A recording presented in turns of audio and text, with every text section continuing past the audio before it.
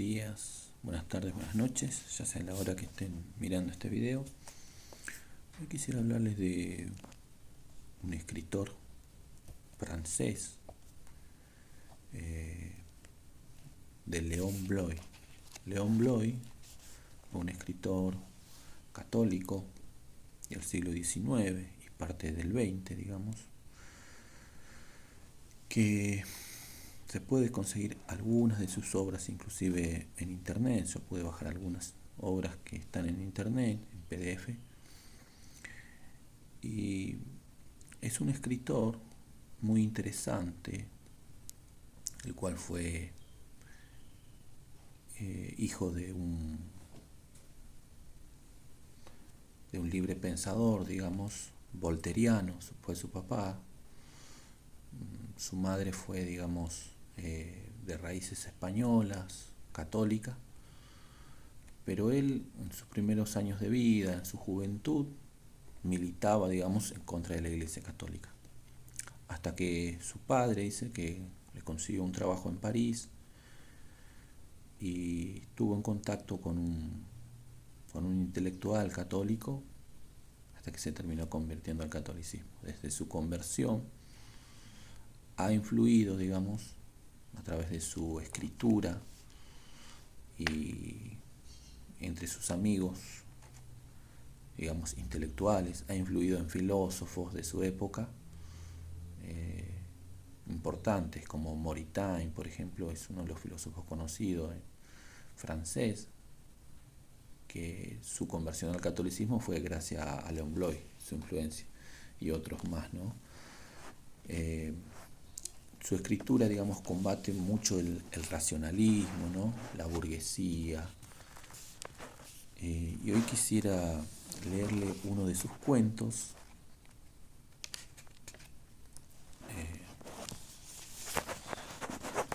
Se llama La Tisana, ¿no? Y van a ver un poco la agudeza que tiene en la escritura y la capacidad escriturística que tiene, ¿no? Esa prosa exquisita, ¿no? Y la ironía también que usa en el lenguaje para hacer esa crítica, ¿no? Lo llaman, digamos, el peregrino de lo absoluto, ¿no?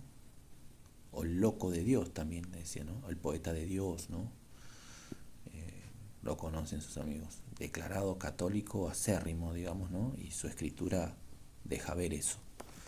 Es muy interesante para que ustedes, aquellos que le interesen, se encuentra algunas de sus obras en internet, ponen Léon Bloy, PDF, libros, lo buscan y lo pueden bajar. Yo he podido bajar algunas, se llama Páginas Escogidas, se llama el libro, y ahí recoge casi una decena de sus obras, digamos, ¿no? En ese libro. Así que bueno, yo hoy solamente le voy a leer un cuento para no hacerlo tan largo. Se llama La Tisana. Santiago se sintió realmente vil permanecer allí en la oscuridad, cual sacrílego espía, mientras esa mujer desconocida se confesaba. Le resultaba odioso. No se había marchado cuando el sacerdote, vistiendo su blanca túnica, había llegado con ella. Tampoco había hecho ruido para advertirle la presencia de un extraño. Ahora era demasiado tarde. Lo único que conseguía sería agravar la horrible indiscreción. Era el atardecer de un día bochornoso y él no tenía nada que hacer.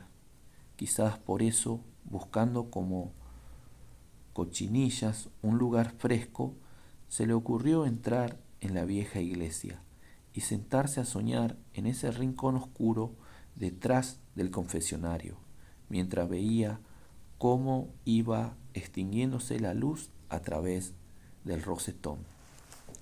De pronto, y sin saber cómo ni por qué, se convirtió en involuntario testigo de una confesión. Desde su lugar no escuchaba claramente las palabras. En realidad apenas oía un cuchicheo, pero el coloquio parecía animarse ahora que se acababa a su fin. No podía sí distinguir algunas sílabas aisladas que iban surgiendo del caudal opaco de esa penitencial conversación. El joven, que gracias a Dios era exactamente lo contrario de un granuja, comenzó a sentir miedo. Temía sorprender una confesión que obviamente no le estaba destinada. Y súbitamente sus temores se cumplieron. Una violenta conmoción parecía haberse producido. Las ondas inmóviles rugieron al separarse para dejar emerger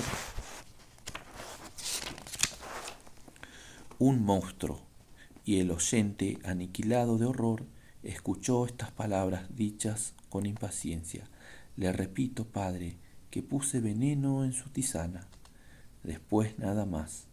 La mujer, cuyo rostro no alcanzaba a ver, se levantó del reclinatorio y desapareció silenciosamente en la maraña de tinieblas.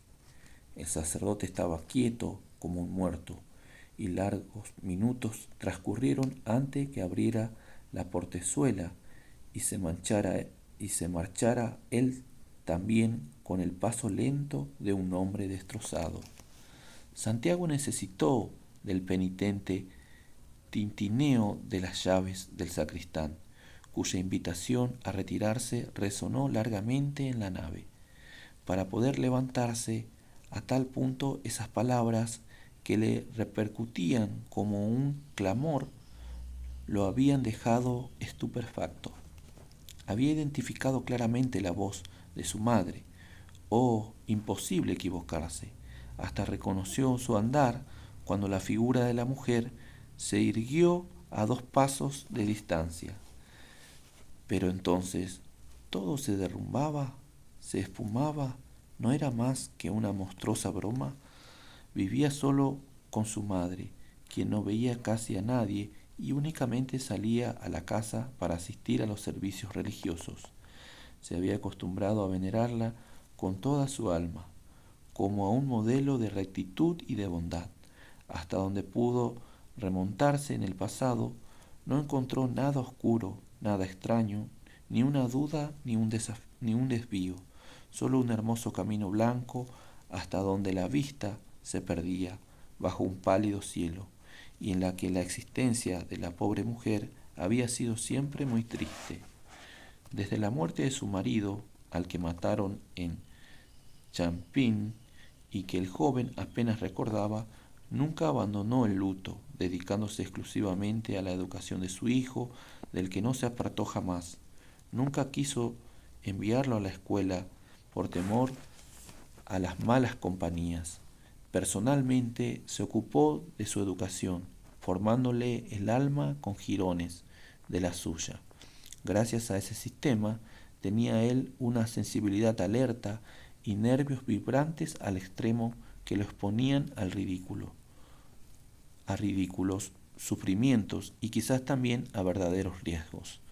Al llegar a la adolescencia, las lógicas calaveradas que ella no podía impedir la tomaron algo más melancólica, pero sin alterar su dulzura. Jamás un reproche, ni una escena silenciosa. Aceptó como tantas otras lo que resultaba inevitable. En fin, todo el mundo la respetaba, y ahora él, su hijo bien, bien amado, era el único ser del universo que se veía obligado a despreciarla de rodillas y con lágrimas en los ojos, como despreciarían los ángeles a Dios si éste no complaciese sus promesas. En realidad era como para volverse loco, como para gritar en plena calle: su madre, una asesina. Era tonto, 1000 veces absurdo, totalmente imposible, y sin embargo era cierto. ¿Acaso no lo confesó ella misma? De buen grado se hubiera arrancado la cabeza. ¿Pero asesina de quién? Dios mío, no sabía de nadie entre sus conocidos que había muerto envenenado. Evidentemente no lo había sido su padre, que recibió una ráfaga de metralleta en pleno vientre. Tampoco a él había tratado de matarlo. Nunca estuvo enfermo, jamás necesitó tisana alguna, y se sabía adorado por ella. La primera vez que llegó tarde por la noche, y no había sido precisamente por cosas muy limpias, fue ella quien enfermó de inquietud. ¿Se trataría entonces de un hecho anterior a su nacimiento? Su padre se casó con ella, atraído por su belleza, cuando apenas tenía 20 años. ¿Habrá estado este matrimonio precedido por alguna aventura que implicara un crimen? No pese a todas las dudas, él conocía a ese límpido pasado, 1000 veces se lo habían contado y los testimonios eran dignos de toda fe. ¿Por qué entonces esa terrible confesión? Sobre todo, ¿por qué había tenido que ser él quien la escuchara? Ebrio de horror y desesperación, regresó a su casa. Su madre acudió de inmediato a darle un beso. «Qué tarde llegas, mi niño querido, y qué pálido vienes. ¿Te sientes mal acaso?» «No», respondió, «me siento bien, pero tanto calor me ha fatigado. Creo que no podré comer. ¿Y usted, madre, cómo se siente? ¿Salió tal vez a tomar un poco de aire fresco? Me pareció divisarla de lejos en el muelle». Salí en efecto, pero no era yo la que viste en el muelle. Fui a confesarme, cosa que tú no haces, según parece, desde largo tiempo, pequeño bribón. Santiago se asombró al ver que no se ahogaba, que no caía de espaldas, fulminado como ocurría en las buenas novelas que solía leer. Entonces era verdad que había ido a confesarse. No había quedado dormido en la iglesia, y esa horrible catástrofe no fue una pesadilla como llegó a imaginar, enlojecido por un momento. No se desvaneció, pero palideció profundamente, tanto que su madre se alarmó. «¿Qué tienes, Santiaguito mío?», le dijo. «Tú sufres algo, algo le estás ocultando a mamá. Deberías tener más confianza a ella, que solo a ti te ama y que no tiene nadie más que a ti. ¿Cómo me miras? Pero tesoro mío, ¿qué te ocurre, pues? ¿Me asustas?». Lo tomó amorosamente entre sus brazos. «Escúchame bien, niño grande. No soy curiosa, lo sabes, y no pretendo juzgarte. No me digas nada, si no quieres hacerlo, pero déjame cuidarte. Te acostarás ahora mismo. Entre tanto, te preparé una comida muy liviana que yo misma te llevaré a la cama. ¿De acuerdo? Y si tienes un poco de fiebre, esta noche te prepararé una tisana». Esta vez sí que Santiago rodó por tierra. Por fin suspiró, ella algo cansada, tendiendo la mano hacia la campanilla. Santiago tenía una aneurisma en último grado, y su madre un amante que no deseaba ser padrastro. Así que bueno, la capacidad, ¿no?, de León Bloy para crear este cuento, ¿no? Toda la escena del hijo que escucha esa confesión, toda la intriga, ¿no?, que introduce en el cuento, la verdad que es atrapante, ¿no?, y te envuelve. Y se nota, digamos, la religiosidad, ¿no? La escena transcurre en una confesión, ¿no?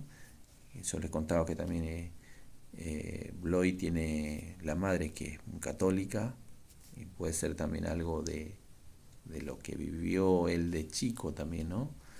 De confesión católica, que él más adelante se convirtió al catolicismo, y como dije al principio, es un gran defensor, digamos, de la religión en su escritura. Así que recomiendo mucho.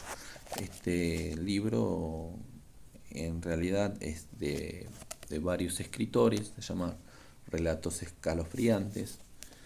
Eh, Son más que nada relatos fantásticos en donde se plantea un poco lo extraño, ¿no?, que aparece en los cuentos, que ayuda a pensar que hay un más allá, ¿no?